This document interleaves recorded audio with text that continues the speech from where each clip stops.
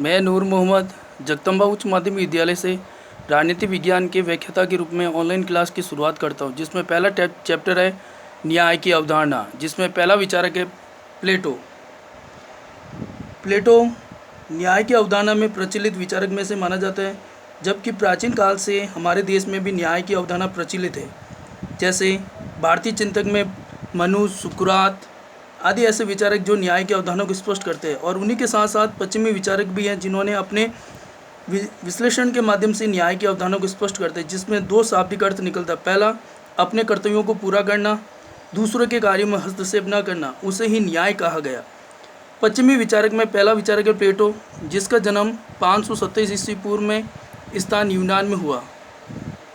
प्लेटो का शिष्य अरस्तु था तथा उसका गुरु सुकरात था, जिसने अपने वक्तव्य में ज्ञान ही सद्गुण है। और तथा प्लेटो की अंतिम पुस्तक है द लॉज, के अंदर उसने 427 ईस्वी पूर्व में लिखी थी, और उसकी प्रसिद्ध पुस्तक है रिपब्लिक, जिसमें न्याय का उल्लेख करते हैं, जिसकी रचना 386 ईस्वी पूर्व में लिखी गई थी।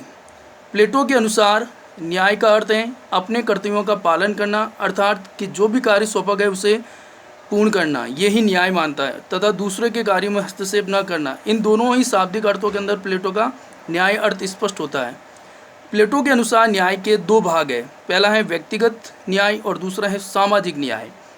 इन्हीं स्वरूप को उल्लेख करते हुए उसने इन दोनों स्वरूप का उल्लेख करते हुए उसने मानवीय आत्मा के 3 गुणों का उल्लेख करता है। पहला बुद्धि, दूसरा है शौर्य, तीसरा है तृष्णा व इच्छा शक्ति, जो व्यक्तिगत न्याय के रूप में स्पष्ट करता है। ये गुण तीनों गुण व्यक्ति के आत्मा में गुण में विद्यमान होते हैं। जिस प्रकार हमारे प्राचीन भारत के अंदर वर्ण व्यवस्था, जिस वर्ण या जिस जाति या जिस घर के अंदर उनका जन्म होता था, उन्हीं के अनुसार उन्हें कार्य सौंपा जाता है, उसी प्रकार जिस आत्मा के अंदर तीनों में से जो गुण पाया जाता है, उन्हीं गुणों के आधार पर उन्हें कार्य सौंपा जाता था।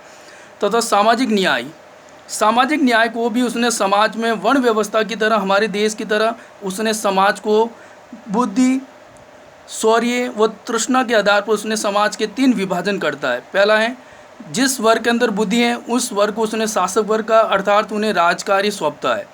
जिस वर्ग के अंदर शौर्य अर्थात साहस का तत्व विद्यमान होता है, उन्हें सैनिक वर्ग के अंदर, अर्थात कि उन्हें राज्य की सुरक्षा का कार्य सौंपता है। तीसरा है तृष्णा, जिस वर्ग के अंदर उत्पादन वर्ग रखा गया, उन्हें अपनी तृष्णा अर्थात अपनी इच्छा और कला के द्वारा देश की, राष्ट्र की आर्थिक व्यवस्था को सुनिश्चित करते हुए व्यापारिक व्यवस्था के द्वारा देश को सुदृढ़ करना। अतः इस प्रकार प्लेटो ने न्याय के स्वरूप को स्पष्ट करते हुए अपने संक्षिप्त रूप में कहता है कि योग्यता के अनुसार प्रत्येक व्यक्ति को कार्य सौंपना ही न्याय है, और ये वक्तव्य था प्लेटो का, और इसी के आधार पर प्लेटो ने न्याय व्यवस्था को स्पष्ट करता है। प्लेटो का यह सिद्धांत नैतिकता के आधार पर, अर्थात कि उसने बिना किसी के साथ भेदभाव किए हुए सभी के सत्यता के साथ उसने समाज के सभी वर्गों को कार्य सौंपता है, तथा समाज के विश्लेषीकरण अर्थात कि समाज में वर्ण व्यवस्था के आधार पर हर वर्ग, समाज के जाति वर्ग विशेष के लोगों को उसने कार्य सौंपा, और उन्हीं के द्वारा उन्हें अपना प्राय स्थापित करवाए, और उन्हीं के द्वारा उनकी न्याय की स्थापना हुई।